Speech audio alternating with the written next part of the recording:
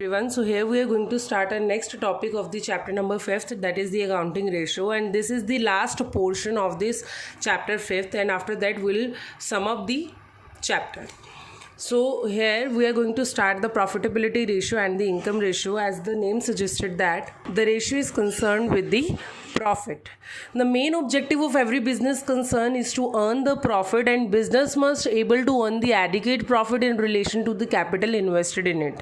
Means if the person is going to invest his capital into the business, he want more and more profit from that capital.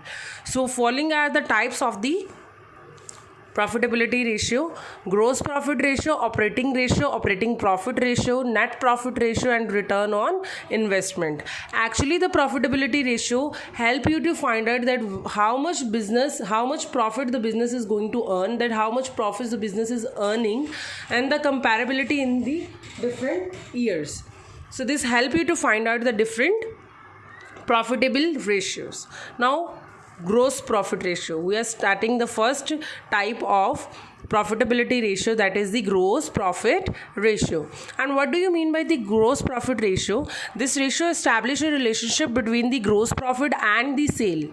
It helps you to find out the gross profit of the business, and it formed a relationship between the gross profit and the revenue from operation, that is sale.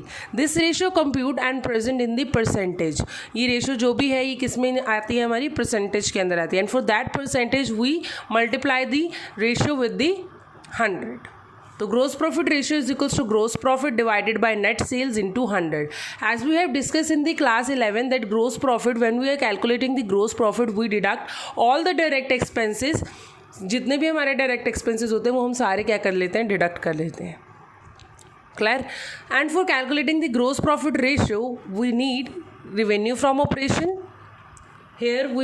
Here is the gross profit. To calculate the gross profit, we need the revenue from operation, that is sale, minus cost of revenue from operations. Clear? अब cost of revenue from operation किस तरह से निकलेगा? How will calculate the cost of revenue from operations?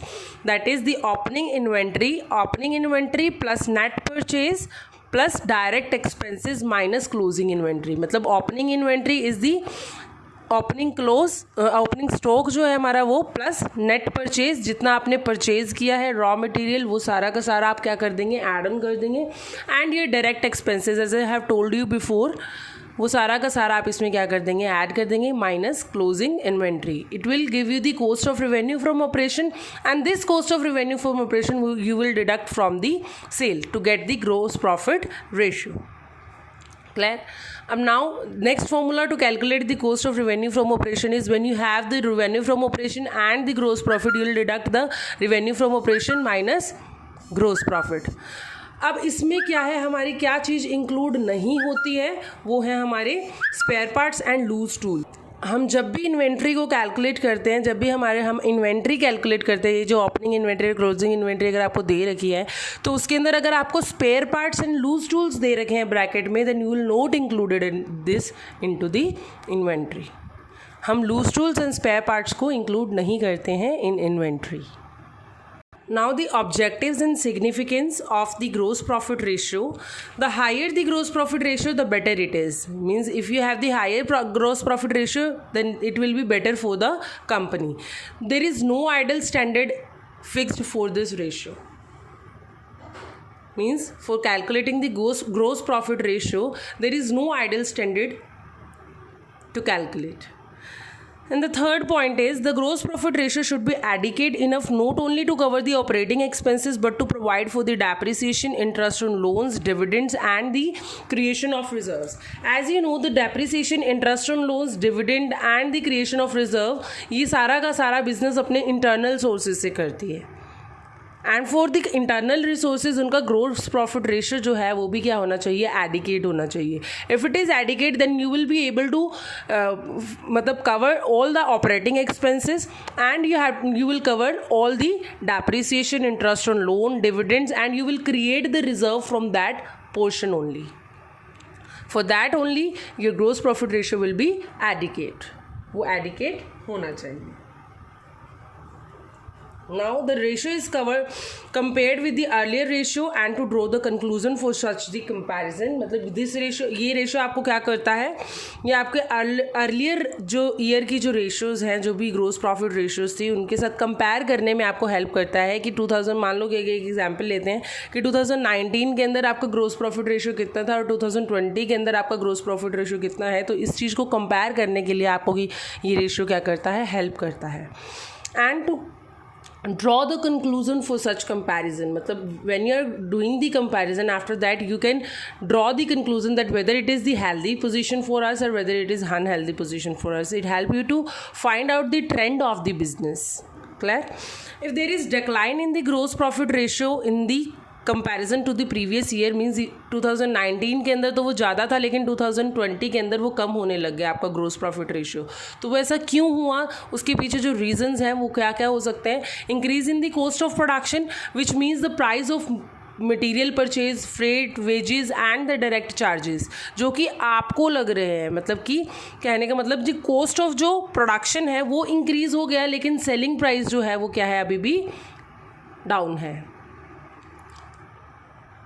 Just for an example, if you want to sell something, if you want to sell this spoon, अब इस spoon की जो cost है, आपको कॉस्ट ऑफ प्रोडक्शन जो पड़ रही है वो 10 रुपीज़ पड़ रही है, and you are selling this spoon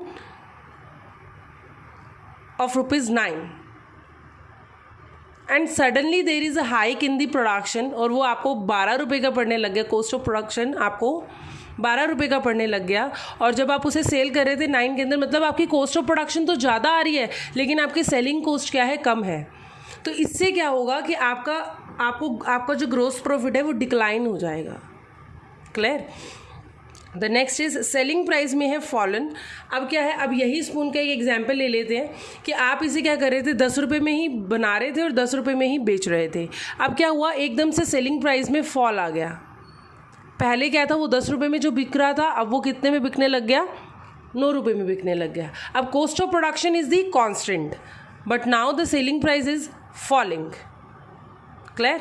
cost of production तो कांस्टेंट है बट सेलिंग प्राइस जो है वो क्या हो रहा है, डिक्लाइन कर रहा है. वो भी क्या करेगा, ग्रोस प्रॉफिट को कम कर देगा. देयर में भी मिस एप्रोप्रिएशन. अब वो मिस एप्रोप्रिएशन क्या हो सकता है, जैसे कि किसी ने चोरी कर ली या इन्वेंट्री वैसे ही क्या हो गई, ख़राब हो गई. तो देयर में भी अ मिस एप्रोप्रिएशन, थेफ्ट और pilferage of the inventory during the year. या तो वो चोरी हो सकती है या वो ख़राब हो सकती है इन्वेंट्री. तो this is the misappropriation. There is a fall in the sales of the more profitable varieties of the goods. मतलब the goods which are giving you the more profit, उसकी जो सेल है उसके अंदर क्या होने लग गया, गिरावट आने लग गई, फॉल आने लग गया. तो उसके कारण भी हमारा ग्रोस प्रॉफिट रेशियो क्या होता है, डिक्लाइन हो जाता है. There is fall in the price of unsold good. कुछ ऐसी गुड्स हैं जो कि अभी तक अनसोल्ड है, ऐसी गुड्स जो स्टॉक में पड़ी हैं और एकदम से उनके प्राइस के अंदर क्या आने लग गया, फॉल आने लग गया. Thereby reducing the value of the closing stock, which will reduce the value of closing stock. That is the only reason that the gross profit ratio will decline. Clear? So this is the theoretical portion of gross profit ratio and the profitability and the income ratio. This is the first part of the profitability ratio, and in next lecture we will discuss about the practical questions of this ratio. Thank you so much.